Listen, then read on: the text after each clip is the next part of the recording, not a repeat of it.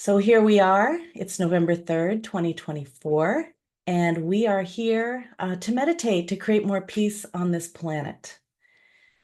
So I really wanted to share something that 30 years of meditation finally allowed me to see. I know some of you know that meditation trains your attention in three ways. The first way is it helps you to be here now, right here where your life is, in that vortex you're sitting in.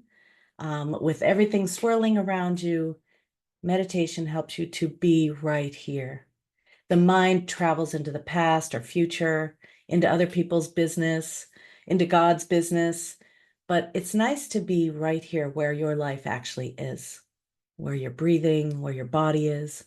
So meditation trains you to be right here, right now. Secondly, meditation helps you to be able to focus more, to be able to garner your attention and put it on what actually matters. So it helps you to be here now, to be more focused. And one of the benefits for me was, and for you, is that it helps me to be a little more aware of my internal landscape. As you know, your senses are all designed to see what's going on out there, to smell the world, see the world, taste the world, touch the world, and hear the world. But a lot of activity is going on inside that many of us would rather not find out about, know about, or even really tune into. Sometimes that's caused by being in pain and you're like, I am not paying attention to that. Or sometimes it's caused by having an emotion that is difficult to be with. But I can say if you keep on meditating, and this is for those of you in the meditation teacher training, if you keep on meditating, the benefits of the meditation show up as you live your life. Though we do enjoy the benefits in meditation, the relaxation, the lowered blood pressure, the more um, relaxed nervous system, the more um, tuned in immune system, what happens is eventually you end up finding that this world is a better place when you open your eyes and you're more conscious, you're more aware of who's in front of you and what you're feeling and what your words are and what you're thinking about. And that's what I wanted to talk to you about today. So as I was starting in the beginning of our conversation, obviously in America we had, I don't know who won or who played, but the Super Bowl. And I think there's also some baseball. And I think there's a lot of different sports. Now, for those of you in Europe and in Canada, I'm sure you've got your hockey teams and your soccer teams. But what I can tell you is, or here's a question for you, really. Can you root for a team, or in America's case, a candidate? Can you be on the team of a candidate, or can you be a fan of a particular sports team just purely as a supporter? Or do you feel the need, and maybe this isn't conscious for you, and I noticed it in me recently, can you support someone without resenting the other team? Can you support someone without having to be righteous? I know this is subtle, but I'm noticing as we vote here in America for our next president, a lot of people are voting with an attitude of anger. Like, this is the best team. This is the right candidate. Those people are nothing. Those people are not worthy. I don't know if that happens to you, but I find it to be this time on the planet is amplifying this divisive quality in us. So I'm going to suggest, like I woke up the other day and became very aware of a level of resentment that I had that was so subconscious or unconscious.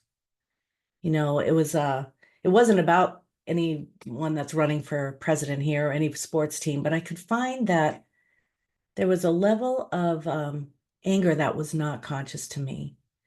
And I started to think about this, and I'm sure that some of us are even thinking about it now. Can you exist without resentment? Can you be for something without being against something else? Can you love the teammates on the other team without having to agree with them or without taking away something from your team? This is a question I'm starting to notice. And can we be for something without resentment?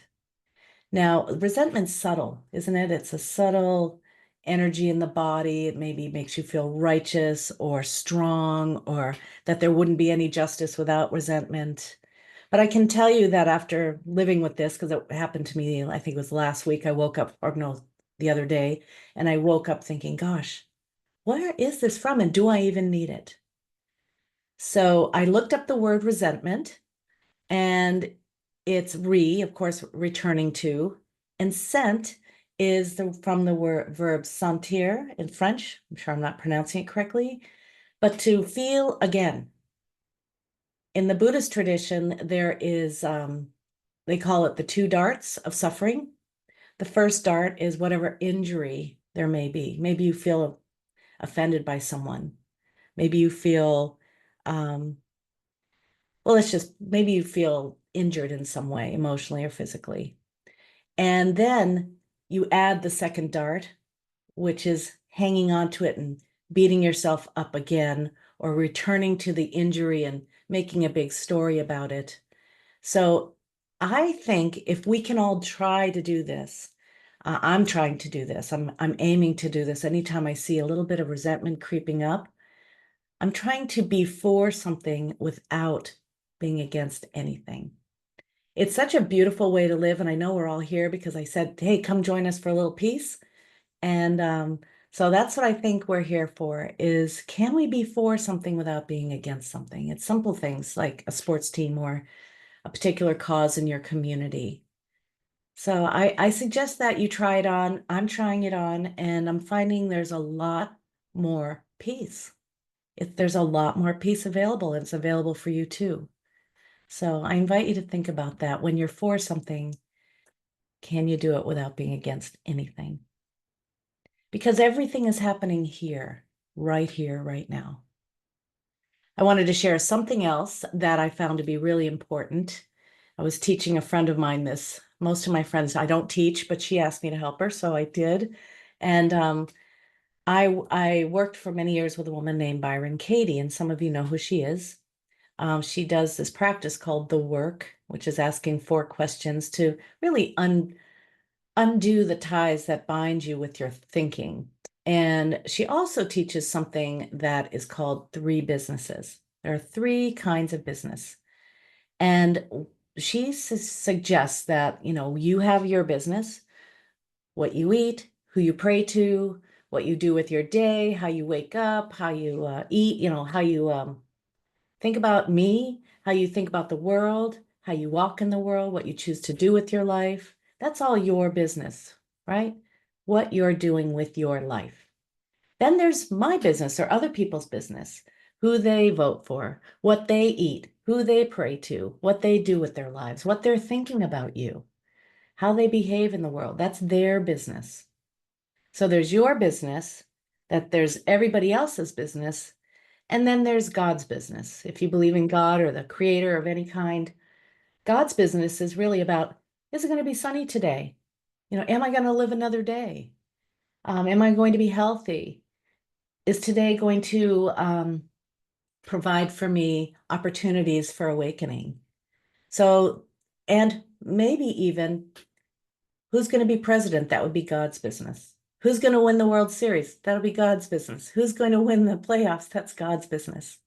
So here's the thing about the 3 kinds of business. If you're sitting there, and I've had this experience recently where people come to my house, I have a lot of guests and friends come over, and this friend of a friend came over and she started telling me who to vote for. Now, of course, she was in my business. And I used to do a lot of fundraisers for political candidates when I lived in Arizona. And I don't do that anymore. And she was telling me I had to do it again. And I said, maybe you should do it since you're thinking it's a good idea. Maybe it's your turn. I said, I've done my bit. It's your turn. I'm not moved to do anything like that anymore. So she was in my business, And I was staying in my business. But when she's in my business telling me what to do, there's no one there for her. When you're in someone else's business, then there's no one there for you. So I suggest, like Byron Katie suggests, is to stay in your business. Make your life a living prayer or a life of integrity rather than hanging out over in God's business, trying to change the world, telling him or her what to do, or hanging out in my business or someone else's business, trying to get them to stop doing what they're doing or make them do something they're doing. It's fruitless and it drains your energy. I know some of you are new to meditation, and so some of these subtle things become apparent to people who have settled the nervous system and touched the deepest part of themselves. And so if none of this makes sense to you, it's okay, it will someday. But I just really want to invite you to stay in your business, what you feel, what you think about, how you live, how you treat people, whether or not you have resentment when you're making a choice, whether you're being mindful in a conversation, that's all your business. Just like my business is all of that, all of that. So today I wanted to take us into a practice called Just Like Me. I know that sometimes we think there are others out there, those people, that group of people. And so there's a practice that's very, very simple, but it's very, very profound. And it's called Just Like Me. And it's really about noticing what divides us and even suggesting it may not be true. In our teacher training program, we look at empathy and being able to be empathetic, feeling maybe what someone might be feeling. That's empathy. Compassion is reaching out to try and reduce someone's suffering, to quell someone's suffering. That's compassion, is the love in action. But you can't have compassion without empathy. And so today we're going to be looking at empathy and creating awareness of our common humanity. And then we'll finish our meditation today, with a loving kindness practice, relieving the suffering that's occurring everywhere, all over the world, at all times. Whether it's whatever level it's at, whether you're uncomfortable in your body or whether there's a war in your house, or whether your neighbors are being flooded, or whether your parents are being killed in a war, So on every level, there can be suffering. And suffering, as the Buddha once said, is part of life. And we need to learn to live, unfortunately, with it.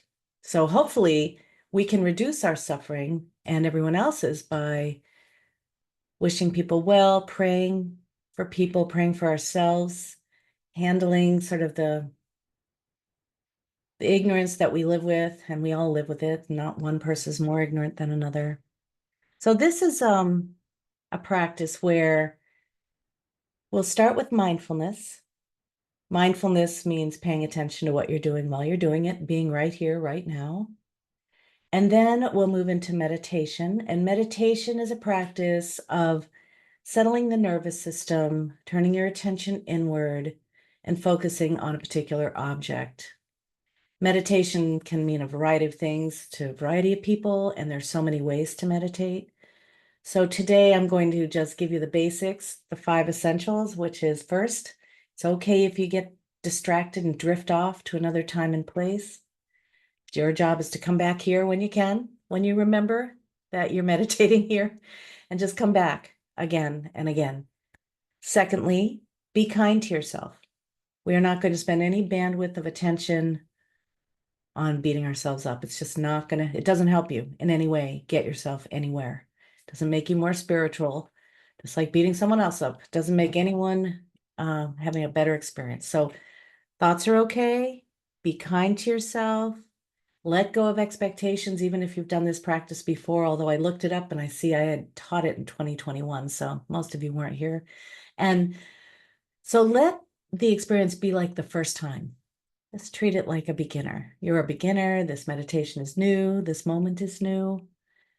Fourth, don't try to have an experience you're not having. Instead, have the experience you're having. I mean, that's a rule of thumb no matter what, but in meditation, it's also true.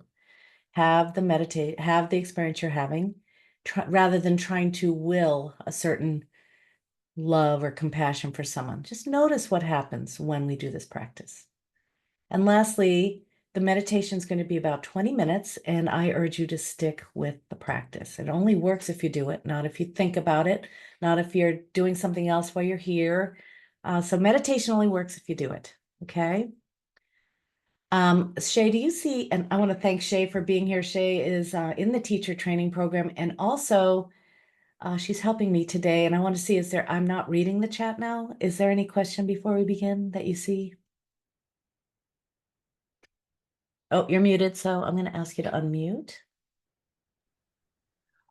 We do have some reflection on the idea of resentment and maybe the challenge of, being able to let that go in the process. Let me see here.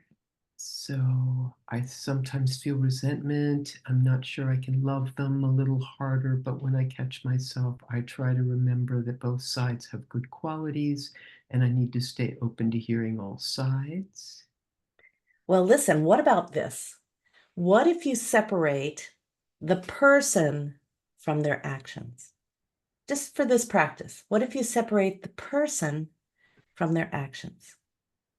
That's all. We're going to be working with the person, not their mindset, not their choices, not their way of being in the world.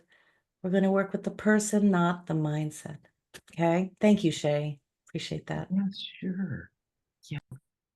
So now we're going to get comfortable. So let's go ahead and close the eyes if you like.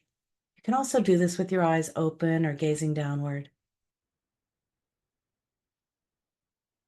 And you can go ahead and soften your face and relax your body.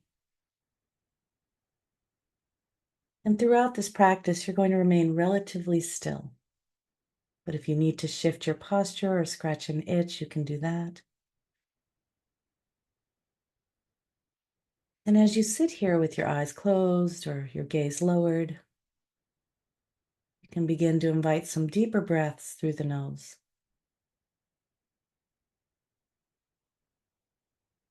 Breathing in slowly and deeply, and exhaling slowly and fully.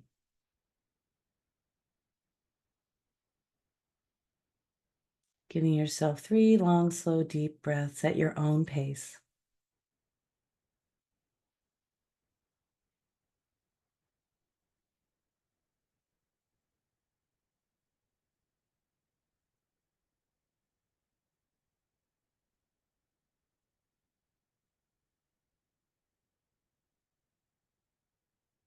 And then letting your breath return to its natural rhythm and depth.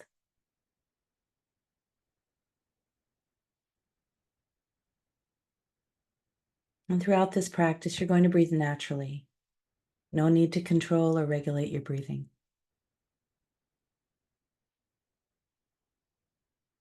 And as you sit here, begin to notice the body and soften into the support of the chair. Soften into the support of this community here.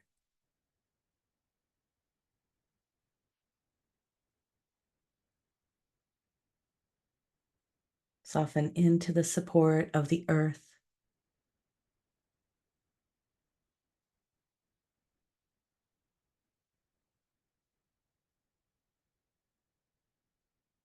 And scan your body now and notice if there's any particular area that you're tense or that you're holding or that seems a little uncomfortable, and see if you can just soften that area with love rather than resentment.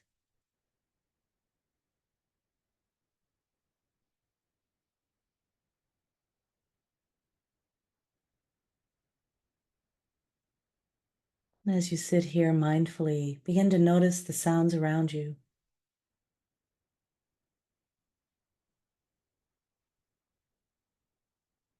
Welcoming everything you hear.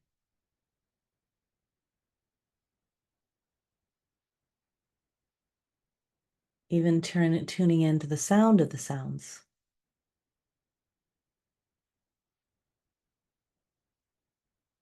as they come and go.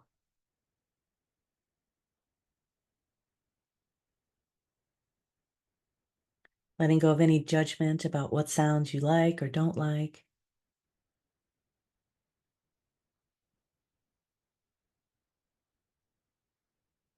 Simply listening as they arise from the silence and return to the silence, just like my voice.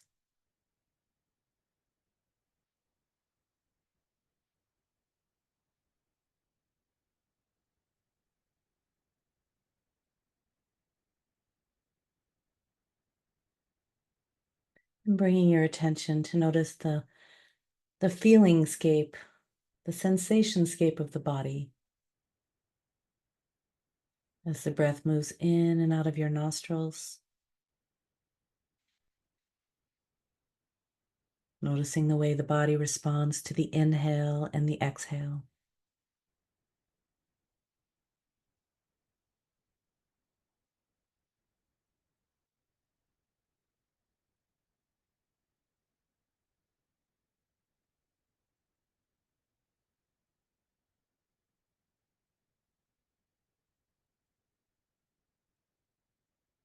And notice the subtle quality of the breath, the movement and the stillness between the breaths.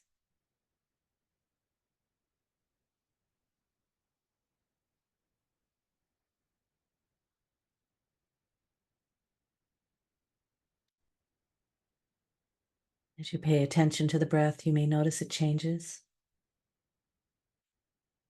It may get faster or slower, deeper or shallower. Practice letting everything be as it is.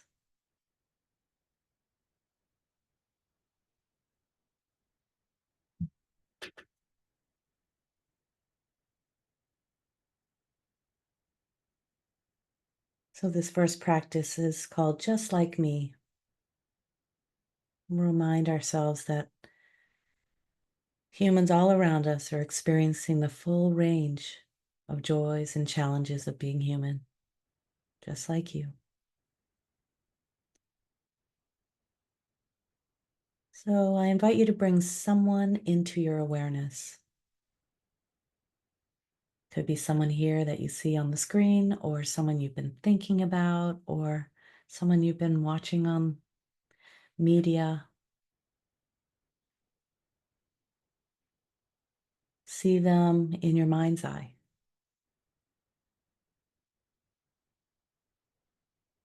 And if you know their name, you can silently think their name.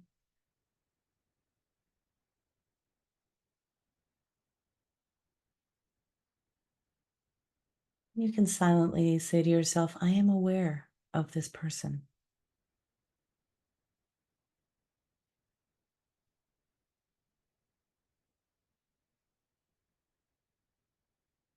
I recognize them as a fellow human being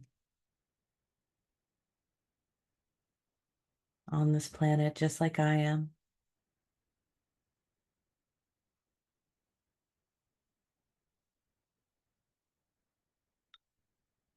This person has a body and a mind, just like I do.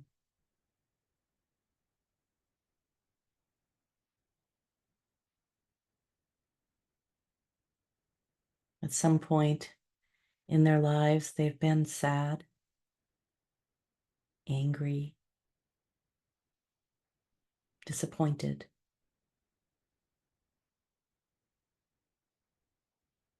just like I have.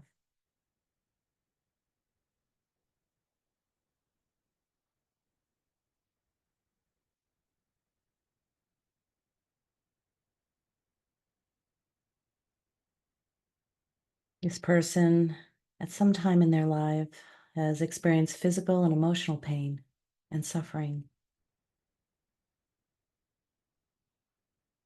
They have wounds, healed and unhealed, just like I do.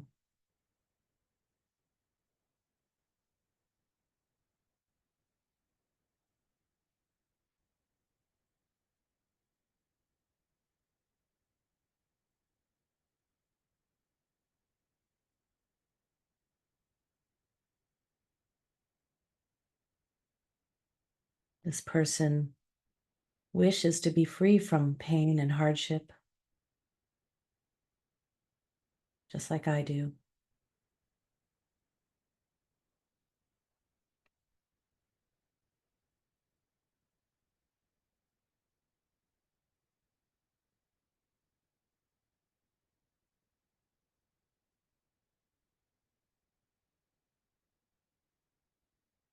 This person has forgiven people and has a hard time forgiving some people, just like I do.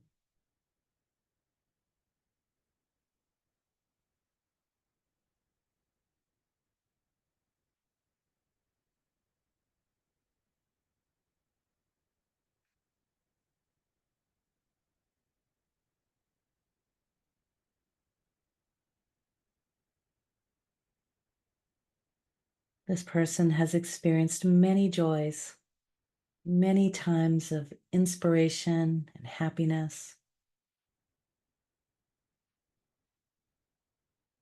just like I have.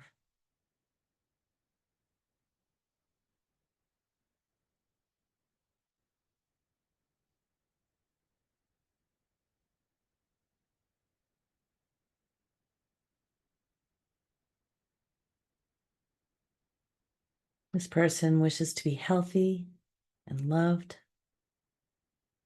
vibrant and inspired, just like me.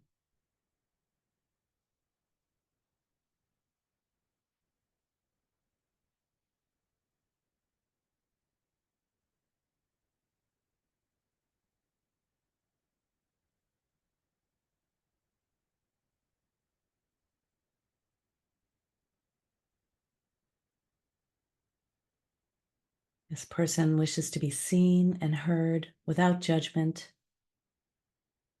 to be fully accepted, just like I do.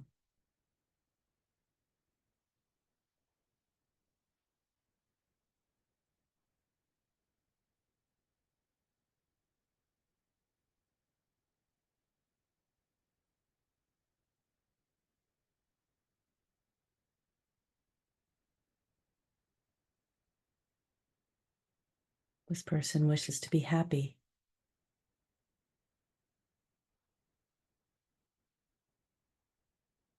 just like me.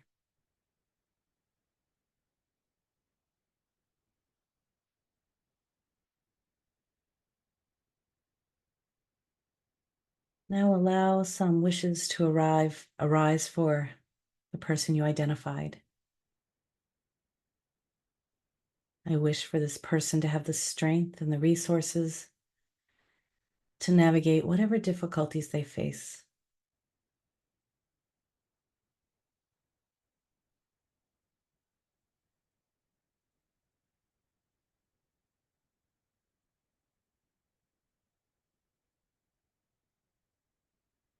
I wish for this person to be awake and wise,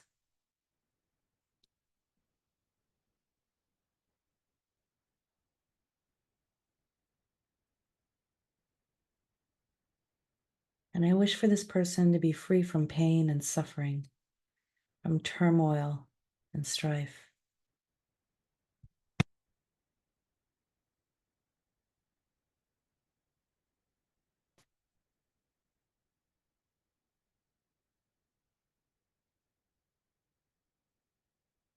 Whatever wishes that arise for you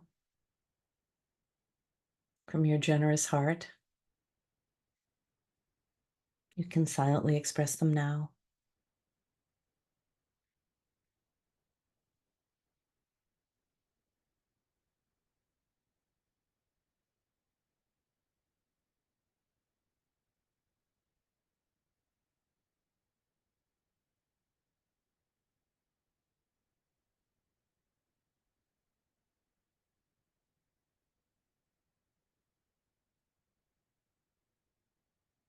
And let's broaden our awareness to include everyone that's here, people who have touched your lives, especially recently,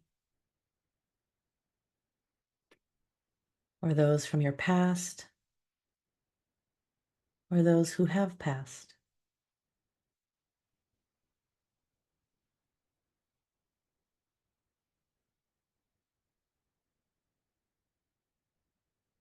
And even though it looks like a group of us, it's one individual and one individual.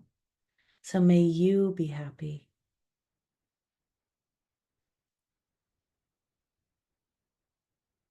Identifying whoever it is. May you be free from suffering.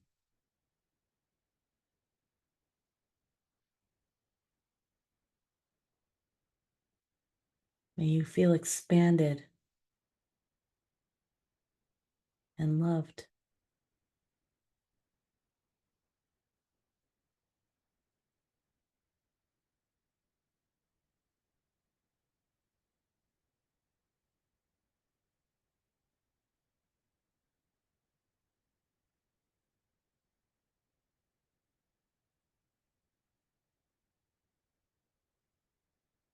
Bringing to your heart and mind those you do love, your family, your friends, your coworkers, or your community. Allow these heartfelt wishes and blessings to reach them just by thinking about them.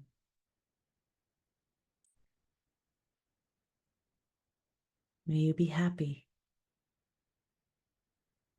May you be at peace.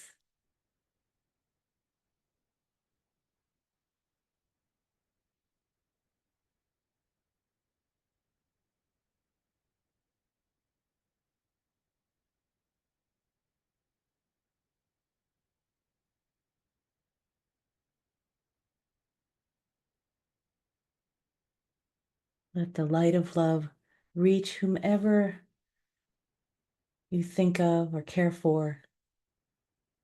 May your blessings affect them in the most beautiful way.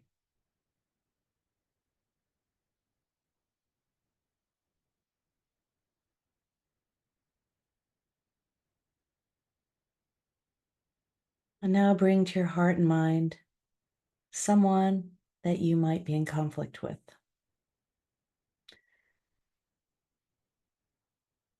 Someone who offended you or hurt you in some way.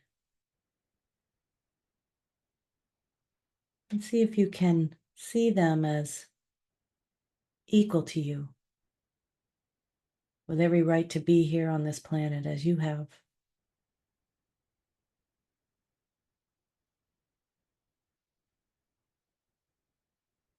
And though they have maybe made some poor choices, let's separate them from their actions. And if you need to, see them as a child.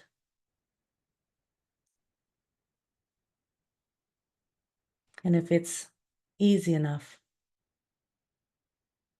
you can share a wish. May you be happy.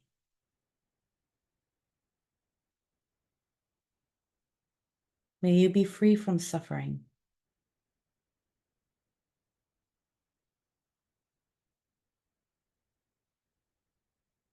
May you be at peace.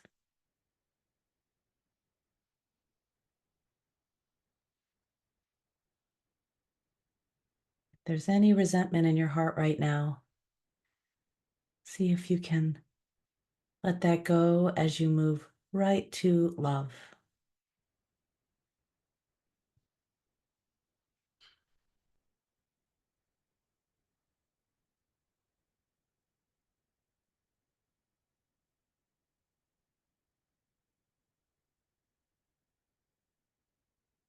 Extending your well wishes to a broad community of your peers, your animals, your neighbors. May you be happy and free from suffering. May you live in joy and harmony and peace, even for a moment.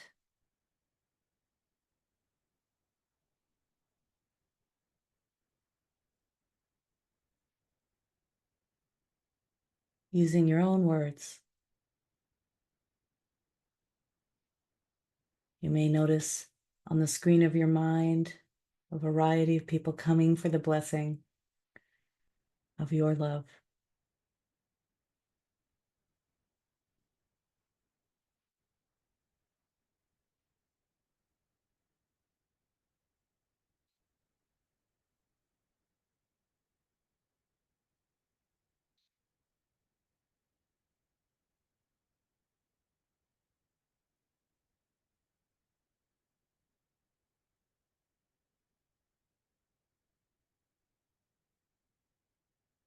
Now bring your attention back to you, the beautiful wise one who sits right here.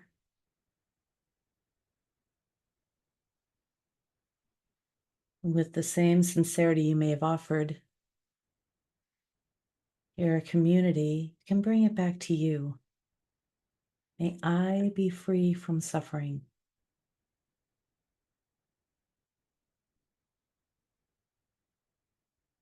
May I be unburdened.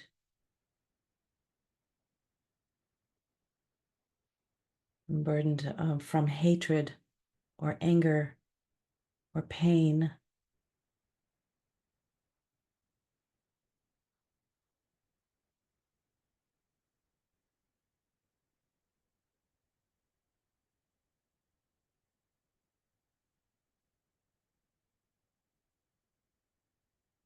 Using your own words, saying some prayers for yourself.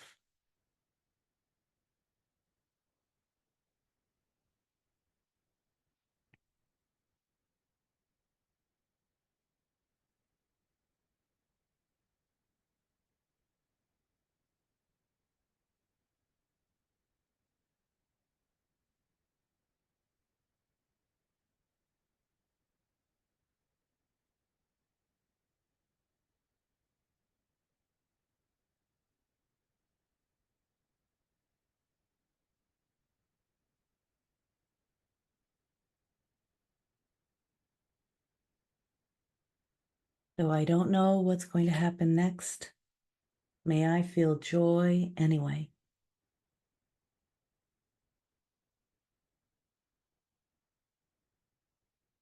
Though the future is unknown, may I be at peace anyway.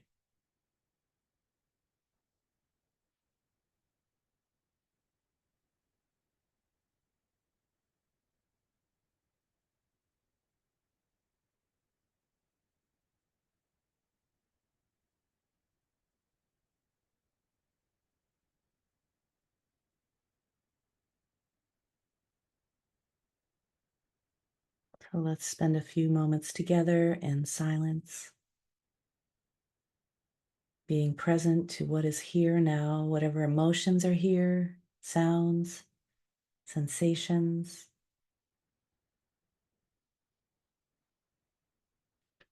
Dwelling in this moment.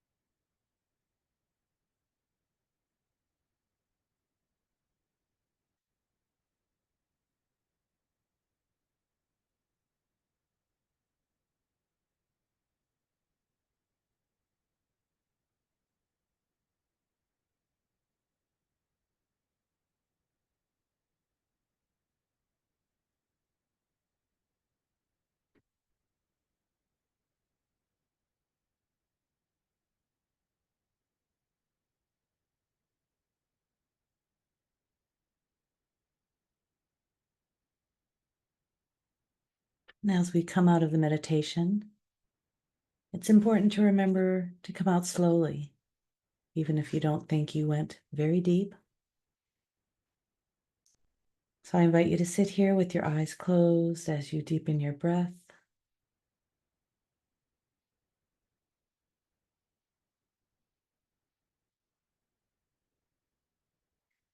And perhaps make a commitment to yourself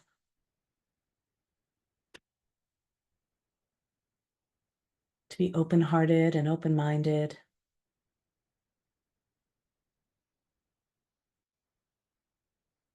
to be for whatever it is you are for without having to be against, without resentment, with inspiration and equanimity.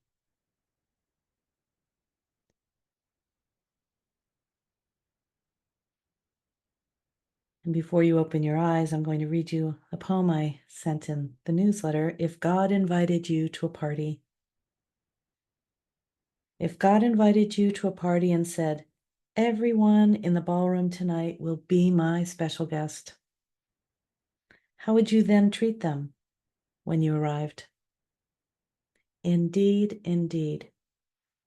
And Hafiz knows there is no one in this world who is not upon his jeweled dance floor.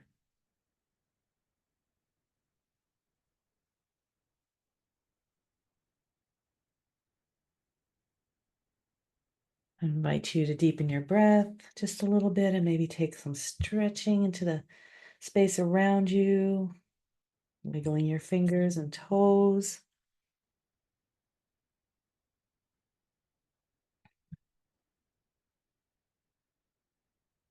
When you want to open your eyes, you can do so slowly, first with a downward gaze.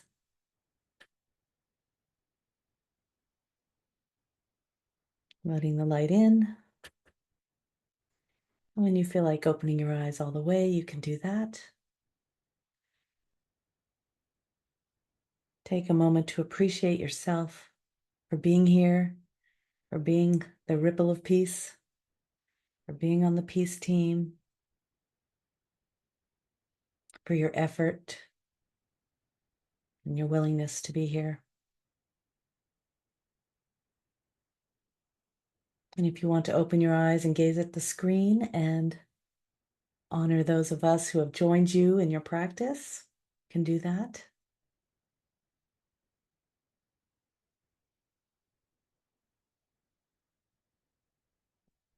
And I'd like to close with namaste.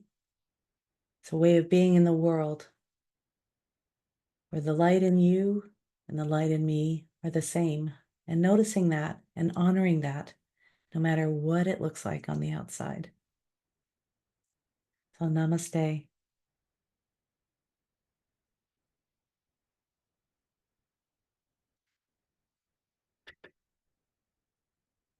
Thank you for joining me today. I'm going to stop recording now.